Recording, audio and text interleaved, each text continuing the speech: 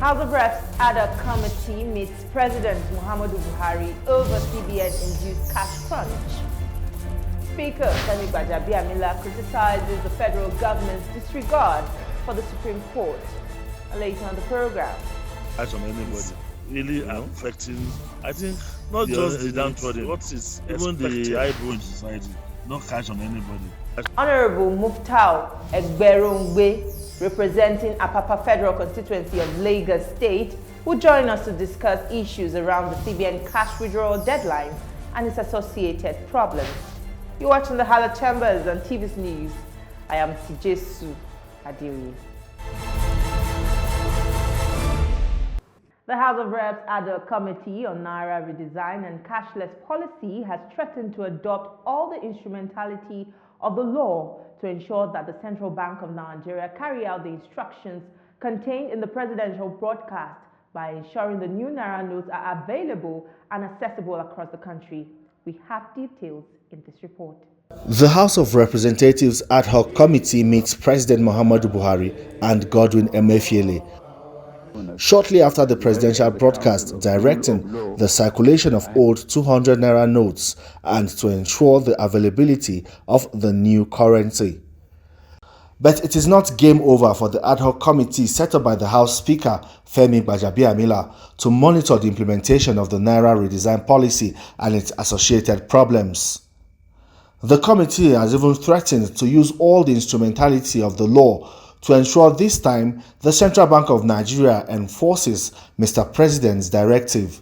We'll go and oversight the CBN as a statutory body to oversight government agencies to ensure that presidential orders as contained in his speech are being carried away to the latter. The directives given by Mr. President are outright presidential orders and they should be carried out immediately with immediate alacrity. No more, no less. With immediate effect. And whoever fails or derails in the implementation of such directives, then the House of Representatives will use the powers around it to ensure that such directives are being implemented to the latter in the light of the law. Adodogwa says their quarrel is not with the policy, but the timing and poor implementation. It has caused unexpected hardship and inconvenience for citizens at a time when the country should be focused on conducting the general election. The law has provided for us the amount of money we need to oversee our election process. You need to pay your agents in the villages where you don't have ATM machines, in the villages where you don't have POS, in the villages where absolutely you don't have this new Naira. So this is money that I require, that the law has permitted me to have 70 million Naira as logistics for my election funding. I need to have this 70 million Naira in hard copy. By law, to have not more than 70 million Naira to conduct his elections and whatever, logistics and other things. 70 million Naira. Cash. By law. Yes. A presidential candidate, for instance, needs to have how much? About 5 billion or 1 billion? 1 billion for presidential candidates. If this policy continues this way, if the central bank fails to make available this amount of this money we need to fund our elections, definitely every candidate, no matter what party he belongs to, will be put at disadvantage. And don't forget the point I made as a partisan member, that the policy in itself is a policy that is apparently against the ruling APC, because Nigerians that are not happy will look at it as a policy of the government of the APC. This has placed us at disadvantage already. Godwin Emefiele will continue to feel the heat until new Naira notes are made available to Nigerians. The House of Reps ad hoc committee says it will also not let him off the hook easily after several weeks of tension between the Apex Bank and the legislature. Speaker Femi Gbajabiamila is not happy with the federal government's position on the deadline for the cash swap policy. He faulted the decision of the federal government to disregard the Supreme Court's order regarding the currency redesign policy. The Apex Court had last week given an order for the old currency to remain legal tender pending the determination of a case brought before it by the state governors. But in a nationwide broadcast, President Buhari directed the CBN to reintroduce the 200 Naira notes until April 10th. While reacting to the president's directive, the House Speaker says the federal government could not afford situations that suggest a wanton disregard for the rule. The National Assembly has reacted to an unverified video trending on social media alleging a siege on the National Assembly complex by the officers of the Department of State Security. The reposted unverified video clip was a reported incident that took place in 2018 at the main entrance gate leading to the National Assembly complex, which is currently under reconstruction and near its completion for commissioning. Order from above? What above? Who's up above?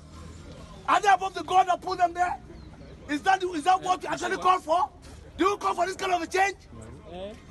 This is impunity of the heads order. You close Nigerian house. You are telling me Nigeria order from above. You are going to urge members of the National Assembly staff and the general public to discountenance the unverified, malicious, mischievous, and misleading reposted video as fake news in its entirety. We will take a quick break. When we return, we will speak with a member representing Apapa Federal Constituency. Stay with us. We'll be right back. The National Assembly is a busy place. As the bastion of democracy, it is a place where bills are presented, motions debated, laws made, and the yearnings of the people are laid bare. Come with us as we take you through the workings of the National Assembly. We take you through plenary, committee meetings, and probes, all to ensure smooth working of the democratic process. Start off with the currency redesign policy of the central bank. What is your take? The policy had visited pain and agony on the Nigerian people. And I am of the opinion that any policy, any law that will not bring succor to the people should be jettisoned and of course can be reviewed. But as it were, and especially with the pronouncement of the court, the Supreme Court, that status quo should be maintained. I guess we should respect the position of the Supreme Court and allow the old and new Naira notes remain a legal tender to the Nigerian people. The idea about the cashless policy is a very good one, but there is need for adjoining infrastructure that will assist in implementation of such cashless policy. It's either the POS is not working or there is no network or network failure all the time. All these are affected the issue of this cashless policy and the swap issue. The governors of Kaduna, Madam Nasir El-Rufai, that of Zamfara and Kogi were the first to approach the Court of the Land, the Supreme Court, and the position of the court remains that status quo be maintained until the court is able to advocate on the issue. And I think we should respect the position of the law. Many experts have argued about the desirability of the policy, but queried its timing and implementation. Do you belong to this school of thought? Like I said, that for the general features of any policy and law is the acceptability by the people that will operate the law. This singular policy is anti the people. The quantum of monies that were deposited by the Nigerian citizen relatively to that was released by the central bank, the ratio is just nothing to write home about. This creates unnecessary scarcity. And you needed this cash to access NAPEP, to access Okada, to get to put food on your table, especially even vegetable from the farm and what have you. And I don't think the idea of transfer will suffice in the circumstance. So it is really, really killing, it's eating hard on the people. And if you had that to the scarcity of the petroleum too, you know that this idea that is relatively new to our body policy calls for time, calls for advocacy, so that the people can buy in, understand, and get to know what exactly is intended of this cashless policy. But not for, I mean, our president had been there for 8 years. Why is it that why are we now running to a cashless policy just few months to the expiration of this tenure? It sounds suspicious, and especially that it is anti the people. It is visiting pain and agony on the people. That majorly is the onerous. That majorly is my curiosity. President Muhammadu Buhari has announced that 200 Naira old notes be in circulation along with the new Naira notes. Do you think this will assuage the hardship being faced by the people? You see, there is a pronouncement by the highest court of the land. The president cannot begin to be selective on which to conform and which not to conform. It's either you are conforming with the judgment or the pronouncement of the Supreme Court, or you are not conforming. There are no two ways. There is no middle line. So the idea about 200 and 200 is a subtle invitation to anarchy. And you might be setting a very bad precedent in our body policy as a people when we begin to disrespect the highest court of the land. It means the president has disobeyed the Supreme Court's ruling directing that all old notes being used, pending its determination on the suit brought before it by state governors. Until when we will see all these things in practical terms, not on this paper, what have you. You go around the cities, go around everywhere. You see multitude of people or the banks, you see at the POS centers, nothing is working. The monies are not there. That's a fact. So let's see in practical terms, this their provision. Let's see it.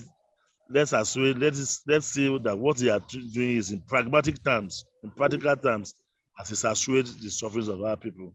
You know, that is when we can begin to say they are sincere in what they are saying. It's not enough to just sit down in your office and reading out directives and the directives that does not transcend to pragmatic practical terms. It's not just acceptable. That majorly is my opinion. We should try to be respectant of law. If we don't respect law, life tends to be short and brutish. It is law that is a precursor to a better society. We should respect the Supreme Court. And I think we should commend the likes of Malam Nasir El-Rufai, who happens to be the champion of the masses in this circumstance, for approaching the court with his colleagues to ensure that we live a normal life, you know. And nobody has taken laws into their hand. The governors approached the court, and there was a pronouncement from the court, you know. And the executive should respect the position of the court. That is the only solution to our problems or our issues. The House of Representatives did intervene when it was clear the currency swap was bringing untold hardship to the people. But as things stand, it doesn't seem it achieved anything meaningful. Well, the House is a very dynamic one under the leadership of Femi Gbadabiamila. He has made press releases. He set up a committee headed by the majority leader and meet with the central bank governor.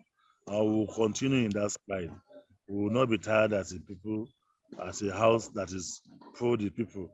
But what I'm just raising to our consciousness, that an executive that will not respect the position of the house, an executive that will turn his back to the position of the Supreme Court is actually leading us into anarchy, and it's a very, very dangerous trend.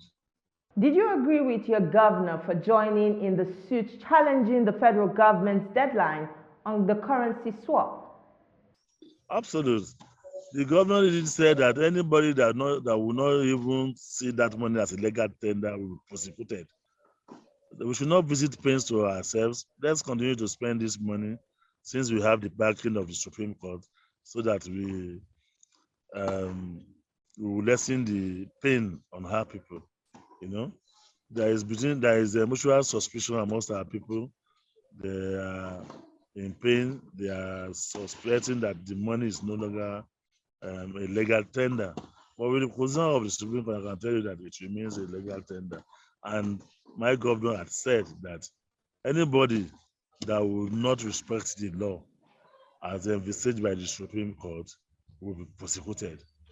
And that, I think, in that stride, he has joined suit with his other colleagues that are for the masses. And I think we should give him kudos and all other colleagues, all other governors for standing with the people in this period of pain and agony. The Supreme Court has not made a judgment. It's still, the matter is still in the court. He has not really advocated on this. It only said that status quo will remain pending the time that a judgment is or a pronouncement is made. So we should respect the process. We should respect the process of the court. Like I asked you, that what is the essence? Why are we so much in and of these few months? This is our government that has been there in the past 8 years. Why are we just sleeping and waking up for once and coming up with the swap, the cashless policy, as if after this time there will be no Nigeria? No. Now that you have even come up with the concept and an idea, you can see in clear terms that it's really affecting not just the downtrodden, even the high-born in society. No cash on anybody, you know. I think it's what is expected is to jettison such an idea, go back to the round table, and strengthen what is necessary to be strengthened as far as the whole thing is concerned. One is of the opinion that the very first step should have been advocacy, introducing this new concept to the people, especially those in the hinterland, in the villages, and bringing up, citing up necessary infrastructures that will support the idea about the cashless policy. That, I think, should have been the very first step before this implementation. Advocacy, introducing this new concept to the people of the Nigerian nation, and providing necessary infrastructures, enabling the environment, including banks in the hinterland, in the villages. You know, that's majorly is even the banking culture of our people. You ask how many people even have a bank account. That will even surprise you. So there are still a lot of steps that needs to be reached before getting to some of these are opposite. You know, the networks are not there, the POS are not working, it's always failure, it's always hanging, and so many more. All this needs to be looked into before we can get this cashless to swap concept right. We have seen protests in parts of the country over the Naira Redesign policy. Is that really the way to go for Nigerians? Should violence be the only solution? No, not at any time. But again, you must agree with me that sometimes some of these things are sponsored by people that really want to create chaos in the nation. So my prayer to our youth is that they should remain civil. The governors, especially the governor of Lagos State, is working hard to ensuring that normalcy is returned to our financial system, to our day-to-day economic activities. So we should give them time. We will stand to gain nothing if we engage in wanton destruction of life and properties. When that happens, what is actually needed to be solved will be left. We will be going about trying to solve a peaceful atmosphere, whilst the issues still remain. So allow the government support them by ensuring that we are not used as an instrument of violence. Violence will not solve anything. We'll still come back and sit down, especially now that the governors are on the one page trying to tackle these issues frontally, job with the federal government to get in a position that is for the masses. We should support them, not. Does it look like your party, which is in power, is desirous to win the forthcoming elections with this development? obviously, I said it severally that where politics stops, governance starts. Now, it shows the dynamics of the people of my party. If we see issues that will be anti the masses, we'll speak up, we'll speak out, without minding which party it belongs to. It doesn't have any party coloration. It's about the issues. We'll discuss, we'll debate, and get an equilibrium, get it right. So, as it were, even the parties that went to the governors that were at the front of going to court, we are from my party. Madam Ledu Nasiru El-Rufai is from APC. Babajide Sanwo-Olu is an APC. The governor of Kogi is an APC member.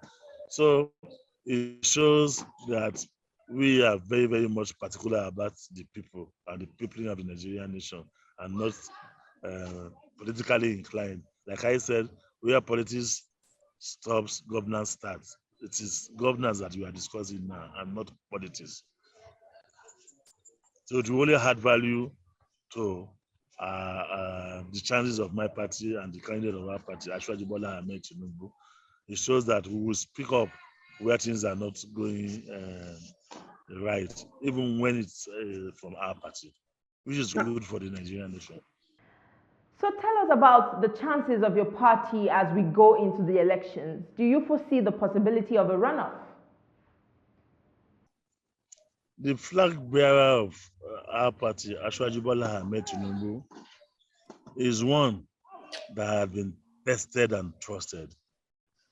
You see, if you are a new entrant and you want to go into office, you begin to procrastinate and say, I want to do this, I want to do that. But if you have been in government before, the reference point is always, this is what I have done earlier. You make reference to what you have done as an indicator to what you are capable of doing in your new quest. Ashwaji Bola Ahmed Tinubu tamed the Atlantic Ocean that would have swept away the whole of Victoria Island. It's turned that adversity in that area to prosperity. We have the Office of the Public Defender in Lagos that will stand for the downtrodden who seek redress in court, where they don't have money. They go Office of the Public Defender, they call it, We